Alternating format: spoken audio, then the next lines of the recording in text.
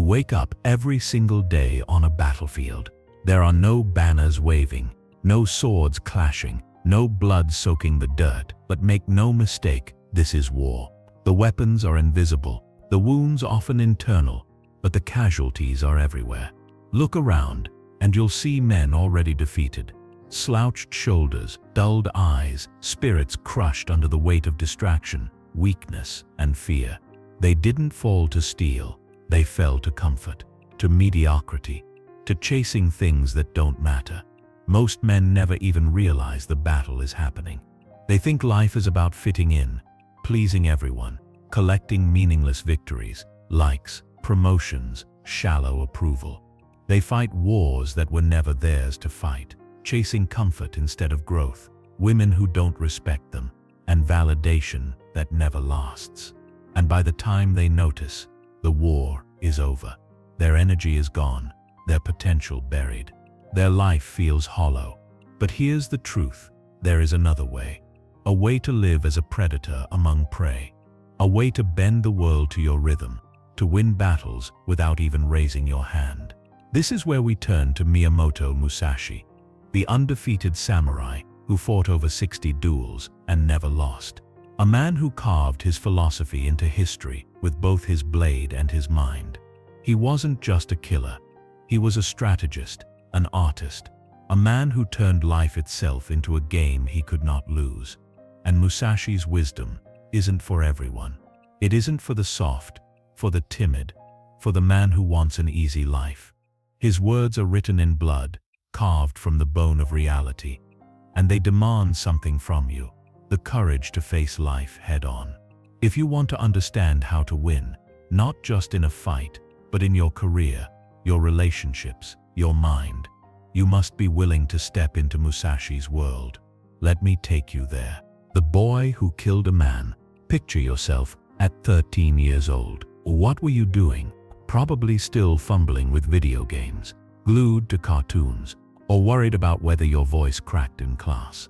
Most boys at that age are still terrified of the dark, clinging to the illusion that childhood protects them. But Musashi wasn't most boys.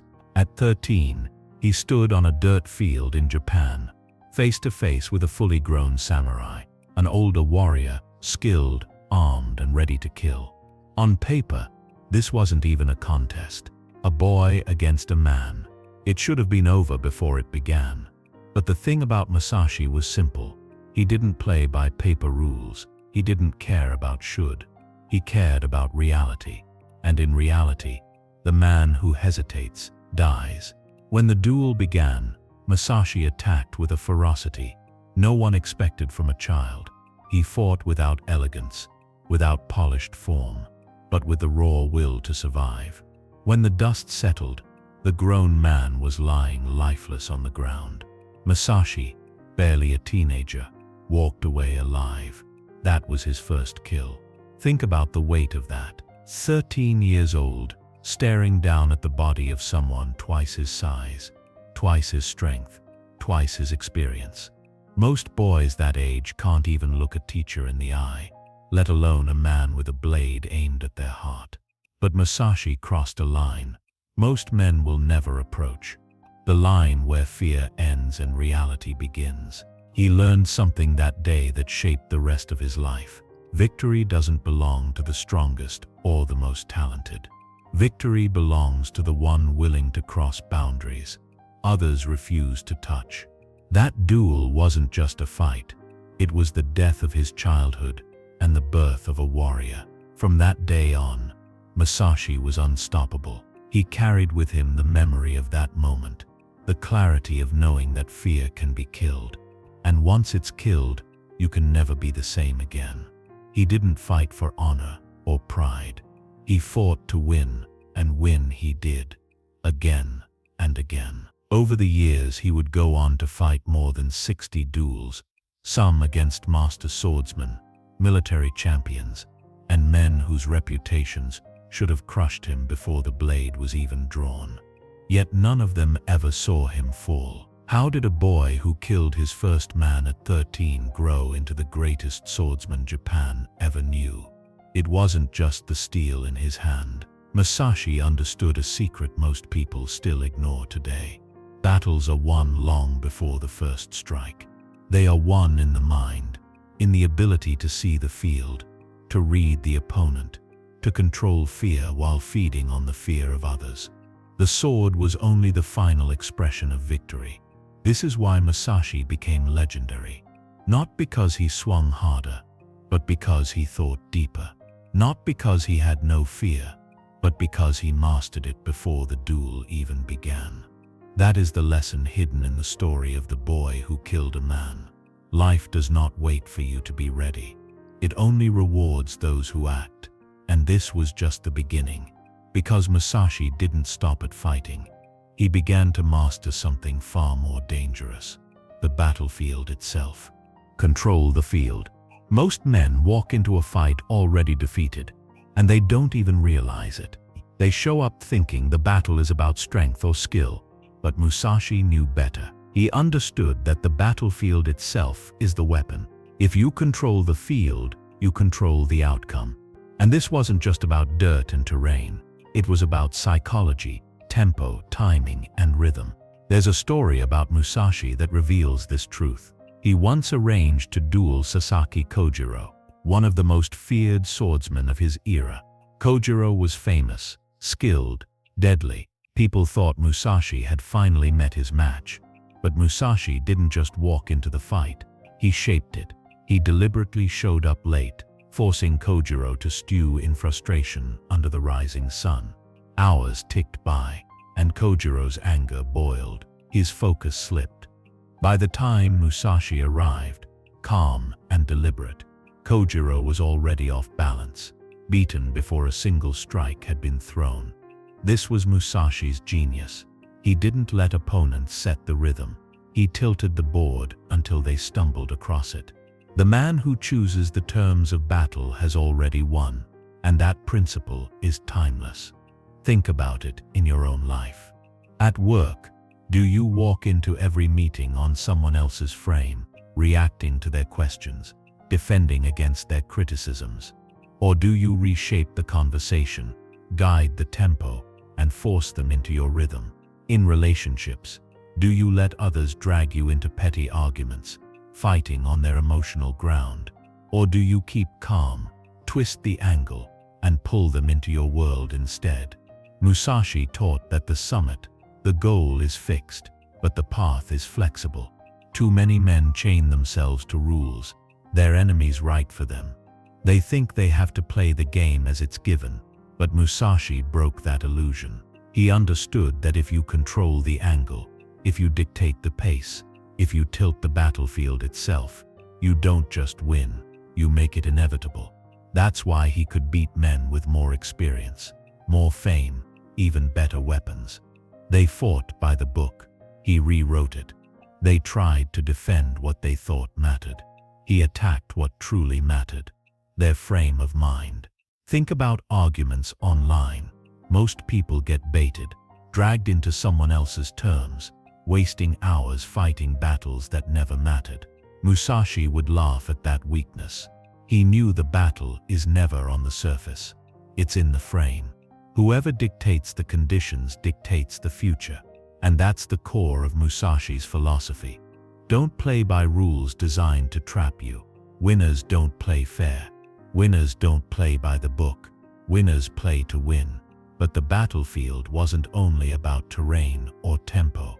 For Musashi, the deepest battles were invisible, because they were fought in the mind. And that's where we go next. The psychology of battle. Most men think battles are about force. They imagine it's strength against strength, sword against sword, fist against fist. But Musashi knew the truth. The real battle is invisible. It happens in the mind, long before steel ever clashes. In the Book of 5 Rings, he wrote, "Perception is strong and sight weak." In strategy, it is important to see distant things as if they were close, and to take a distanced view of close things. What did he mean? That most people see only what's right in front of them. They see the sword flashing, the insult stinging, the problem screaming for attention. But perception, The ability to step back and see the truth behind the fight. That's the real weapon. Musashi trained himself to see not just the strike, but the intention behind it. Not just the opponent's blade, but his fear, his anger, his weakness. The duel wasn't simply about reacting to attacks. It was about entering the other man's mind, twisting it, breaking it. When your opponent is already panicked, when his emotions cloud his judgment, the battle is over before it begins. And this lesson stretches far beyond the battlefield. Think about how many times you've lost, not because you lacked strength or ability, but because you let your emotions drag you under. You got angry. You reacted too quickly. You fought the wrong battle at the wrong time, for the wrong reason. Maybe you lashed out in an argument, said something you couldn't take back, or pushed too hard at work without strategy and burned out. That wasn't weakness of skill. It was weakness of psychology. Musashi would tell you this. A real warrior never wastes energy on meaningless conflicts. You don't fight to prove your ego. You don't fight just because someone provokes you. You fight to win what matters. And sometimes the most powerful strike is no strike at all. Sometimes the greatest victory is walking away untouched, while your opponent drowns in the battle you refuse to fight. That's why Musashi could remain undefeated. He didn't allow himself to get dragged into every duel of pride. He chose carefully. He calculated. And when he engaged, he did so with total clarity. Anger didn't touch him, fear couldn't reach him, and ego never dictated his blade. This is the essence of psychological warfare. Control yourself, and you control the battle. Lose control, and you hand your sword to your enemy before you've even drawn it. But Musashi's wisdom didn't stop at understanding the psychology of others. He went further. He taught that the greatest danger wasn't fighting the wrong man. It was fighting the wrong battle. And that's where men destroy themselves. Knowing which battles to fight. Here's where most men destroy themselves. They fight everything. Every insult, every distraction, every petty slight becomes a battle. They argue online with faceless strangers. They waste hours defending themselves against people who don't matter. They throw their energy at drama, at noise, at ants crawling across their path, while wolves circle in the shadows. By the time the real battles come, they're already too exhausted to fight. Musashi would have laughed at this weakness. To him, true strength was not about fighting more, but about fighting less. He believed the warrior's discipline wasn't measured by how many battles he entered, but by how many he avoided. That's not cowardice. It's clarity, because a man who tries to fight everything will eventually lose everything. In his later years, Musashi didn't duel at all. Think about that. A man who had cut down the strongest warriors in Japan simply stopped. Why? Because he had nothing left to prove. He understood a truth most men never grasp. If you fight every battle, you lose the war. His energy became sacred. He used it only for what mattered: his art, his philosophy, his legacy. Now translate that into your own life. How many times have you been baited into small conflicts that drained you? A co-worker's passive-aggressive comment. A stranger on the internet who challenged your opinion. A friend who wanted you to fight their fight for them. You take the bait. You swing recklessly. And by the time it's over, nothing has changed. Except you've lost energy that could have built your future. Musashi's wisdom here is brutal but liberating. Your energy is your weapon. Every ounce of it spent on trivial nonsense is an ounce you no longer have for your destiny. The man who spends his life fighting ants will be eaten by wolves. The man who chases every insult will never build a fortress. Ask yourself, is this battle feeding my growth, my power, my future? Or is it just noise? If it doesn't serve your higher path, it's not worth swinging your sword. This is not weakness, it's mastery. Because only a fool spends his life trying to silence every critic, crush every enemy, and prove himself at every turn. The wise man understands that silence itself can be victory. And Musashi wasn't just speaking of duels. He meant life itself.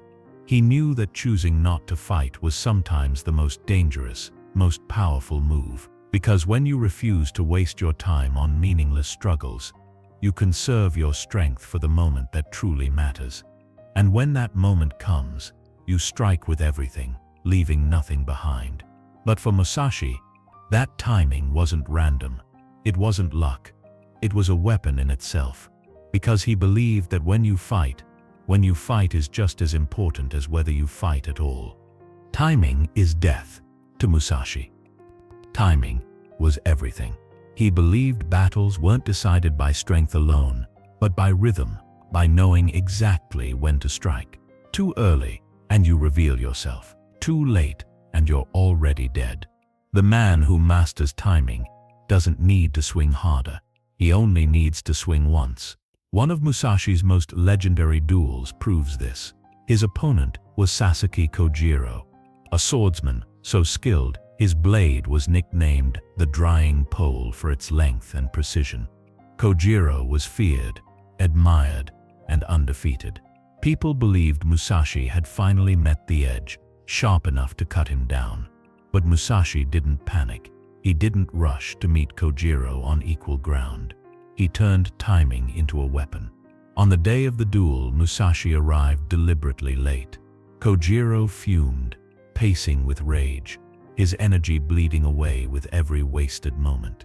When Musashi finally appeared, he did something shocking. He didn't even bring a traditional sword. Instead, he had carved a wooden blade from the oar of his boat. Crude, unrefined, almost insulting. The crowd gasped. Kojiro's anger spiked. He drew his long sword with fury, rushing forward in rage, and then it happened.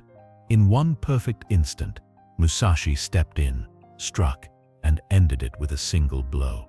Kojiro fell, dead, his reputation shattered. Musashi had won, not because he was faster or stronger, but because he owned the rhythm. He forced Kojiro to burn himself alive with anger and impatience, then cut him down at the precise moment when victory was inevitable. This is why Musashi wrote, "From one thing, know 10,000 things." He understood that the rhythm of battle mirrors the rhythm of life. Every opportunity has a window.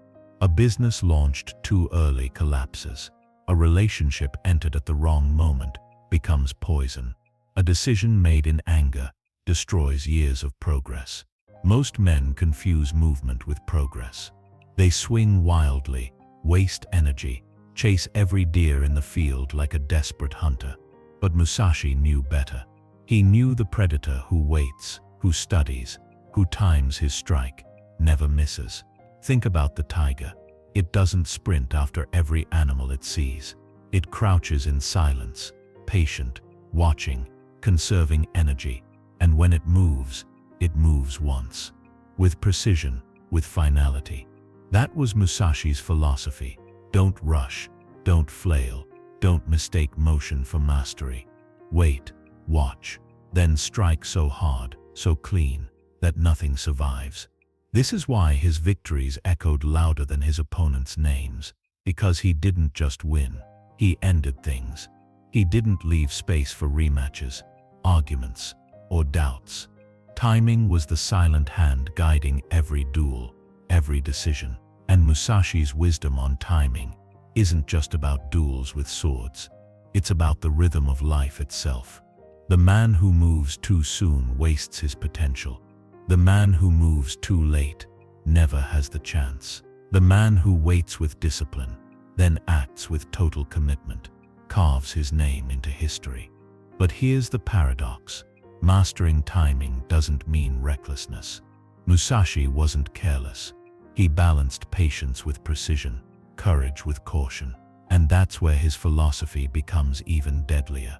Courage versus caution. Musashi was never reckless. People often mistake fearlessness for charging blindly, but that was never his way. He understood something most men forget. Courage without caution is suicide, and caution without courage is paralysis. True mastery, he believed, is the balance between the two. the ability to step forward with boldness, but only when the ground has already been secured in your mind. In the chaos of Japan's warring states, countless warriors fell because they confused noise with strength. They shouted, postured, waved their swords in the air, and ran headlong into death. Musashi watched them and smiled. He knew that the loudest men are often the weakest, the most reckless men the easiest to break. Real danger doesn't need to announce itself. Think of Michael Corleone in The Godfather. Calm, silent, cold. He didn't roar. He didn't posture. He sat still, studying, calculating. And when he moved, it was final. That's the spirit Musashi lived by. A man who is truly dangerous rarely needs to show it. His strength radiates without sound, because he doesn't chase conflict. He ends it before it begins. Musashi carried this principle into every duel. He didn't rush in. He didn't fight battles that proved nothing.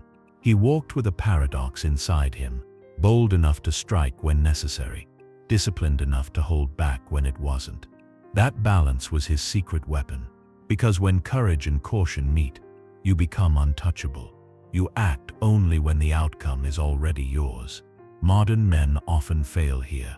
They either live recklessly, burning themselves out chasing every risk, every impulse, or they live in constant hesitation, too afraid to step into the arena. Both paths end in defeat. Musashi showed a third way. The man who moves only when the ground is solid, but strikes with such conviction that the world can't resist. He taught that the greatest warrior is not the one who seeks battles, but the one who renders them unnecessary. His presence alone shifted outcomes. His silence broke opponents before his sword ever did. That is what it means to be dangerous. Not the noise, not the recklessness, but the calm certainty that when you move, it's already too late for anyone to stop you. And this wasn't just philosophy, it was survival. Musashi lived in an age where hesitation meant death, but so did recklessness. He carved his legacy by walking the razor's edge between the two, embodying both patience and ferocity, silence and violence. The lesson: don't mistake recklessness for courage or timidity for wisdom. True strength lives in the middle, where caution shapes your strategy and courage drives your execution. Be calm, be cold, be patient. But when the time comes, end it. And Musashi's spirit didn't die with him. That balance of silence and decisive action can still be found today in men who master themselves in the face of chaos. Which brings us to the modern samurai.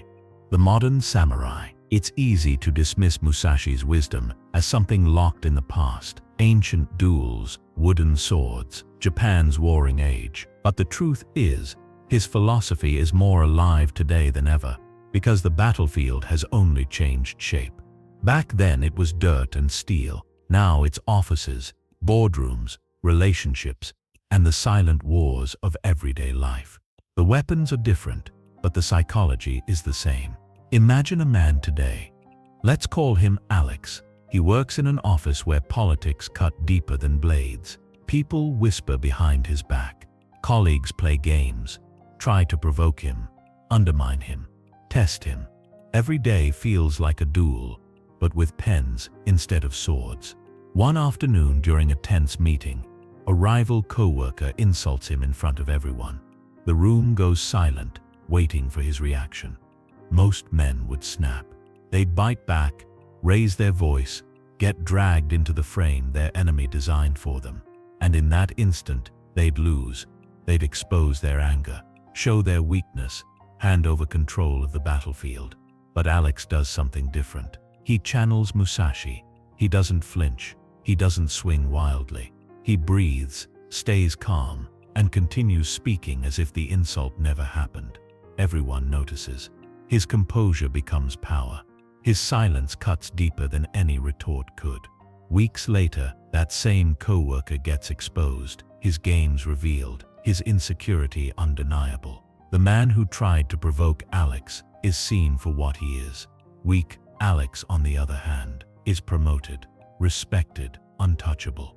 He won without drawing his sword. That's Musashi, alive in the modern world. The ability to fight without fighting, to dictate the tempo without ever raising your voice. And it's not limited to the office. Think about relationships. Most men chase validation, get baited into emotional battles, try to prove themselves at every turn. But the man who channels Musashi doesn't swing at every insult. He doesn't waste energy on drama. His silence unsettles, his calmness intimidates, his timing destroys. This is why Musashi's wisdom will never die. Because the game hasn't changed. It's only been rebranded. Whether in a corporate job, in your personal life, or in your own mind, the same rules apply. Don't fight every battle.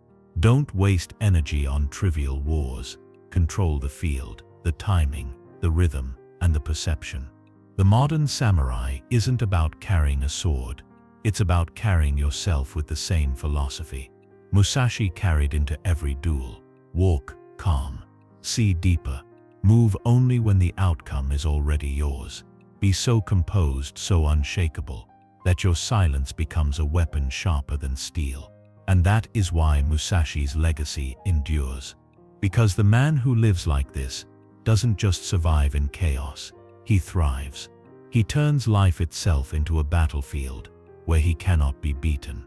But Musashi didn't just leave lessons hidden in stories. He wrote down rules, timeless strategies, that still apply to every man alive today. Musashi's rules for the modern warrior.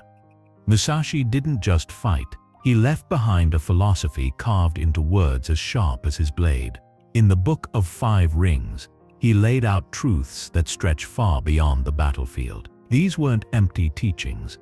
They were strategies written in blood, lessons earned through 60 undefeated duels, each one carrying the weight of survival. And if you apply them today, they can make you untouchable in a world that thrives on distraction, weakness, and mediocrity. Rule 1. Don't fight every battle. Most men lose because they waste their energy fighting ants while wolves circle them. Every insult, every petty argument, every meaningless distraction drags them down. Musashi taught that strength comes not from swinging at everything, but from saving your blade for what matters. Ask yourself, is this battle feeding my destiny, or is it just noise? If it's noise, walk away. Rule 2. Control the field. Musashi never fought on his opponent's terms. He bent the battlefield until victory was inevitable. In life, this means reframing situations. Don't argue inside someone else's frame. Reshape the conversation, tilt the game, and force them to play by your rhythm.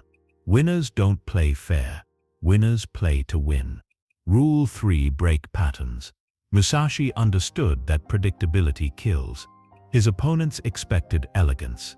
He gave them brutality. They expected him at sunrise. He arrived late. They expected steel. He showed up with wood. Surprise is a weapon. In your life, don't let people map you. Be fluid. Be unpredictable. The man who cannot be read cannot be defeated. Rule 4. Master timing. Every battle has a rhythm. Strike too early, and you fail. Strike too late, and you're finished. Musashi wrote, "Timing is everything." This applies to business, relationships, and every decision in life. Patience is power. Wait for the opening. Then strike once, decisively, leaving no room for recovery. Rule 5. See the truth beneath the surface. Most people fight the wrong enemy because they only see what's in front of them. Musashi trained himself to see deeper, past the sword to the fear behind it, past the insult to the insecurity fueling it. In life, this means looking beyond appearances. Don't react to the noise. Read the pattern behind the noise. Rule 6. Master yourself. The greatest enemy is never the man in front of you. It's the weakness inside of you. Anger, fear, ego.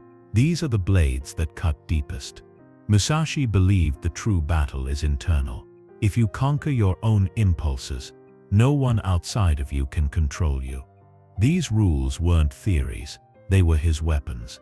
He used them to remain undefeated, to walk through life as both predator and philosopher. And if you live by them, you don't just become harder to beat, you become impossible to move. Because in the end, Musashi's philosophy wasn't about violence. It was about inevitability, about becoming the kind of man who doesn't need to fight often. Because every fight he chooses ends the same way, with him standing and his enemy broken. But Musashi's life wasn't just about rules. His legacy was about transformation. He wasn't just a man with a sword. He became something larger, unstoppable. Becoming unstoppable. Miyamoto Musashi wasn't just a swordsman. He wasn't just a duelist who killed men with his blade. He became something far greater, an embodiment of what it means to master reality itself. His life was a mirror showing us the truth. The world is a battlefield, and most men lose not because they lack weapons, but because they lack clarity. Think about it. Musashi fought more than 60 duels against warriors of fame and reputation, men who should have crushed him, but he never lost, not once. That kind of record isn't luck, it isn't chance, it is inevitability. Musashi didn't just fight, he bent every fight toward victory before it even began. He won in the mind, he won in the silence, before the storm. He won in his discipline, his patience, his refusal to waste energy on the meaningless. And that's the lesson. Life will test you. It will throw battles at you every day. Small ones, big ones, battles that feel urgent, battles that feel trivial. Most men waste themselves fighting everything until they're drained, empty, and beaten. But the man who learns Musashi's way, the man who understands which battles matter and which don't, becomes unstoppable. Because he saves himself for the wars that define him. To live like Musashi is to win before you even step into the fight. It's to walk into a room with such composure that insults bounce off you. It's to face life's chaos with the calm of a predator, waiting for the right moment to strike. It's to master your own anger, your own fear, your own ego, until no one else can use them against you.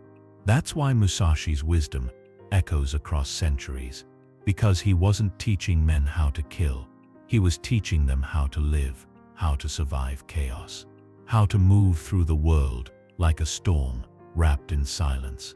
And here's the truth. When you adopt Musashi's philosophy, you don't just become stronger, you become inevitable. You stop wasting your blade on ants, and you prepare for wolves. You stop reacting to noise, and you start controlling the rhythm. You stop fighting for ego, and you start fighting for destiny. Musashi once wrote, "You must understand that there is more than one path to the top of the mountain." He wasn't just talking about duels, he was talking about life. The mountain is your destiny, your purpose, your legacy. The path is how you get there. For most men, the climb ends halfway, their energy wasted on meaningless battles. But for the man who follows Musashi's path, every step is deliberate, every strike is decisive, every move pushes him closer to the summit. That's what it means to be unstoppable, not invincible, unstoppable. Because life will still test you. You will still bleed, still struggle, still fall, but nothing will keep you down. You will rise, again and again, until there is no enemy left who dares to stand before you. And when that moment comes, when the time comes to strike, you will strike so hard, so clean, so final, that the world will never forget you. That is how you win any battle. So what does Musashi really teach us? That the greatest battles of life are not fought with swords or fists. They are fought with clarity, discipline, and timing. Most men stumble through life, wasting themselves on noise, on petty wars that drain them dry. But the man who understands Musashi's way, the man who saves his strength, controls the field, masters his timing, and conquers himself, becomes untouchable. Musashi's story isn't just history, it's a mirror. Every day, you wake up on a battlefield. The enemies are comfort, distraction, fear, and weakness. And every day you have a choice. Waste your strength, chasing meaningless fights, or channel it into the wars that truly matter. The truth is, Musashi never wanted followers. He wanted warriors, not men who live for approval, but men who carve their path with discipline and silence. Men who can walk into a storm and leave it behind them, untouched. That is his legacy. That is the path of becoming unstoppable. And now it's on you. Do you want to keep fighting ants while wolves close in? Or do you want to walk through life like Musashi, calm, cold, decisive, feared by your enemies and respected by the world? If this story shook you, then don't stop here. The next lesson will cut even deeper. Subscribe, hit the like button, and share this with someone who needs to wake up. Because the battle doesn't end with this video. It's only just beginning.